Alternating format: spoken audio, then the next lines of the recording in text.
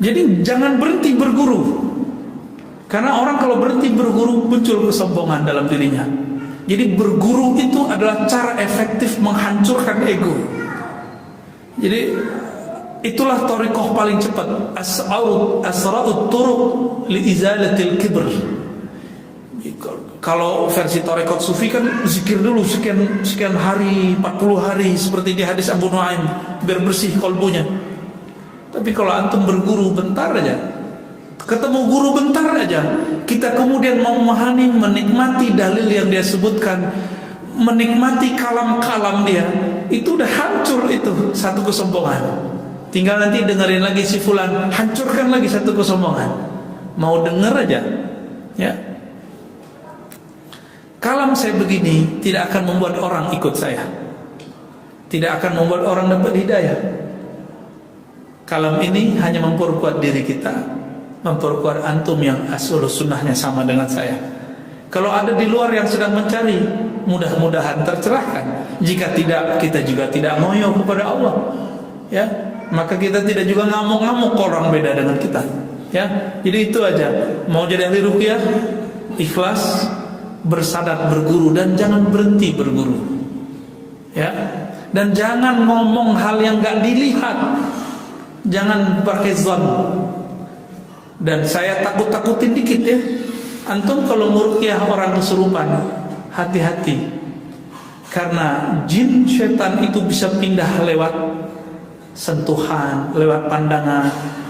Maka saya kasihan sama sebagian mu'alij ruqyah ini, dia banyak sebenarnya jin yang menempel di badan dia, dan itu membayang di wajahnya. Dia nggak sadar, makanya emosinya tambah gede, ya, refleksnya terlalu over. Itu ciri-ciri kenapa sering berhadapan dengan itu.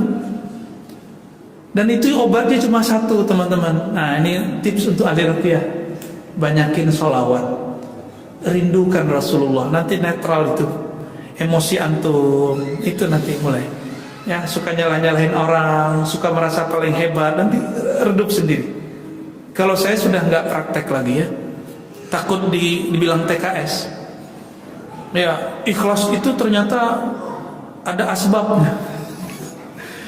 Jam-jam 11 malam dibangunin, tat, apa ini kesurupan, pulang-pulang ngantuk, terima kasih Ustaz, gitu. Giliran dia ke dokter bayar sekian, kita nggak dibayar. Makanya ikhlasnya ruqyah ini kadang-kadang memang, ya, tergantung TKS. Jadi maka saya daripada ikhlas saya rusak, mending saya nggak praktek lah. Dan saya juga nggak mau lagi sekarang, udah nggak mau. Dulu kita pernah praktek pribadi. Jadi kalau ada kawan kita bantu sifatnya. Capek juga ngurus-ngurusin yang begitu. Karena orang kesurupan ini kebanyakan karena masalah stres, jin belakangan. Ya, stres, kebanyakan stres. Kalau stres sudah masuk, setan masuk nggak? Jin nempel nggak? Ya, nempel semua. Ya, tahu dari mana jin keluar? Emang kelihatan? Enggak kan? Loh, ada nambah lagi. Antum marahnya mana? Ada yang menuduh Buya syubhat di kolom komentar. Alhamdulillah, ya, seperti Abu Abbas Al-Mursi. Syukran ya antum menuduh anehmu syubhat. Emang kita orang syubhat, ya. Apakah ada konsekuensi tuduhan syubhat kepada orang lain? Karena sudah jadi tren yang sekarang komen Ustadz syubhat, Ustadz bid'ah, kafir. Oh, kafir kayaknya enggak. Dia paling bilang syubhat sama bid'ah. Ya. Konsekuensinya ada.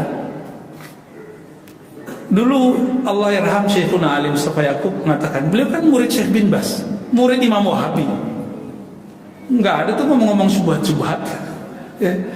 Dia tahu saya pengamal Asy'ariyah, saya bertarekat sufi. Dia malah seneng, enggak bilang ente syubhat Ar-Razi, enggak ada. Apa konsekuensinya? Kata beliau, kamu tahu enggak hadis? La taqul li akhika kafir. Jangan katakan kepada saudaramu kafir, karena bisa qad ba'a bihi ahaduhuma. Bisa kembali ke salah satu keduanya, bisa kepada kamu, bisa kepada yang dikafirkan. Terus beliau mengatakan, begitu juga bid'ah. Jika engkau menuduh orang syubhat, orang bid'ah, ternyata itu tidak terbukti di sisi Allah, maka engkaulah yang syubhat, engkaulah yang bid'ah. Makanya saya sudah berhenti Pak nuduh-nuduh orang syubhat dan bid'ah, kecuali sesekali ceplosan saya minta ampun kepada Allah, ya. Ada nggak saya ngomong begitu Bang Adam? Kalau saya minta ampun kepada Allah, ya. Saya sekarang paling ngomong, oh mungkin itu keliru, gitu aja, ya. Sekarang ini ada masjid-masjid yang dibangun khusus buat kelompok-kelompok tertentu, kebanyakan tanpa kubah. Bolehkah kita sholat menjadi makmum? Perlu diketahui, kubah itu budaya Persia yang diserap oleh Muslim ketika mereka berdakwah ke Persia. Menara, maka masjid tidak mesti ada kubah. Oke? Jadi boleh nggak sholat di masjid yang tidak ada kubah? Boleh. Bahkan yang nggak ada atapnya juga boleh. Masjid apa yang nggak ada atapnya?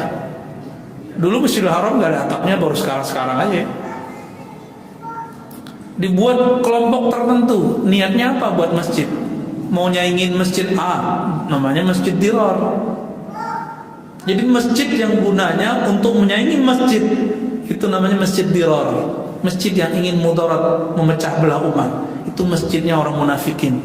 Tapi saya yakin maksud orang ini bukan munafik, ya. Mungkin beda manhaj kali. Apa keutamaan halaqah ta'lim, ceramah, tausiah di masjid? Dalam hadis Imam Bukhari dan Muslim dikatakan, seseorang itu mazala fi shalah, ya, dia masih dihitung di dalam salat selama dia di masjid. Lalu malaikat berdoa, Allahumma sholli alaihi, Allahumma arhamhu, begitu kira-kira di hadisnya. Ya Allah, beri rahmat orang ini. Ya antum dari tadi ini kenapa betah duduk? Kalau hari biasa duduk pasti pegel, atau udah ada yang pegel dari tadi? Kok tahan gitu? Karena malaikat menghembuskan di punggung kita, di jidat kita, di ubun-ubun kita, di hati kita. Allahumma arhamhu, ya Allah rahmati dia, ya Allah sayangi dia, ya Allah sampaikan salam kepadanya. Begitu terus, nggak lihat kan? Saya tahu karena Nabi yang ngasih tahu, nggak so tahu juga. Ya, bahkan di hadis Imam Tirmizi, dia mengepakkan sayapnya lalu mengembangkan, menutupi kita. Ridha bima yatlub, dia ridha kepada apa yang dituntut.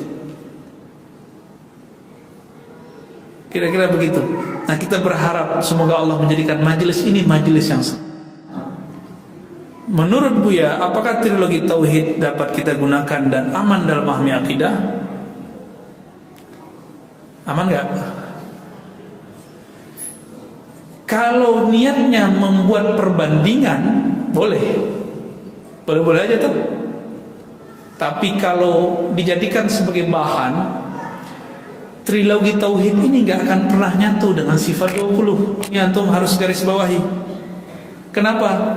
Karena trilogi tauhid dibuat oleh Ibnu Taimiyah rahmatullah alaih untuk membantah sifat 20. Maka saya heran kepada orang yang buat kurikulum itu. Dia ngerti gak sih trilogi tauhid, uluhiyah, rububiyah, asma sifat tujuannya untuk apa? Berarti dia nggak ngerti juga proyek.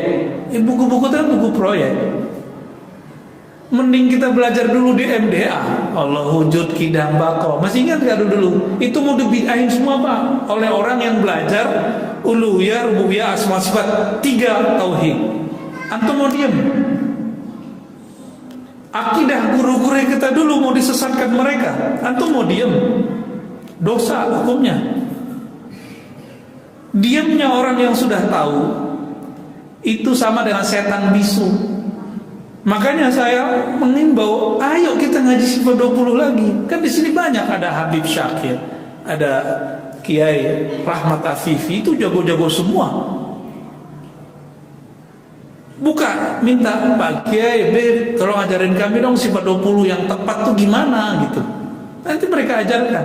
Itu Kiai Rahmat Afifi, murid Mbah Mun, tamat Al-Azhar. Tapi lebih berkesan sama Mbah Maimun daripada Al-Azhar sepertinya. Kalau cerita Mbah Maimun, itu hebatnya ulama kita. Itu Mbah Maimun sesat gak? Ada yang bilang Mbah Maimun sesat. Sesat gak Mbah Maimun? Allahumma yarham Mbah Maimun Zubair. Sesat gak? Hah? Enggak bayar? Enggak.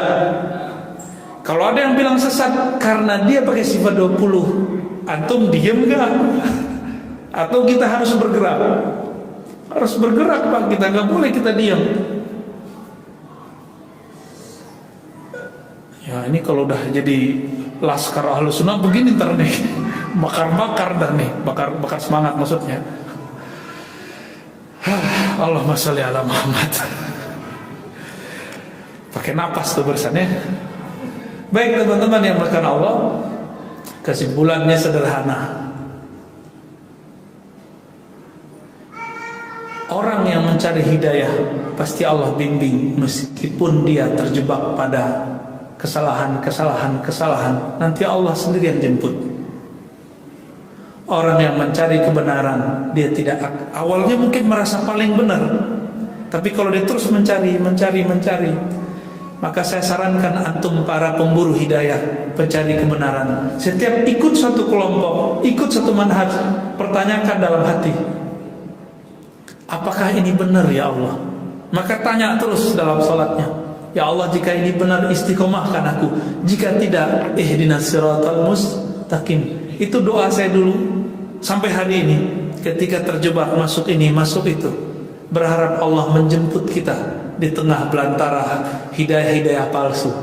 Ya, semoga Allah meridhoi kita semua, semoga Allah mengampuni emosi-emosi kita, semoga Allah menutupi aib-aib kita, semoga Allah menjadikan kita orang-orang yang sah, pengikut Rasulullah sallallahu alaihi wasallam. Allahumma jama'na ma'a nabiyyikal Mustafa sallallahu alaihi wasallam.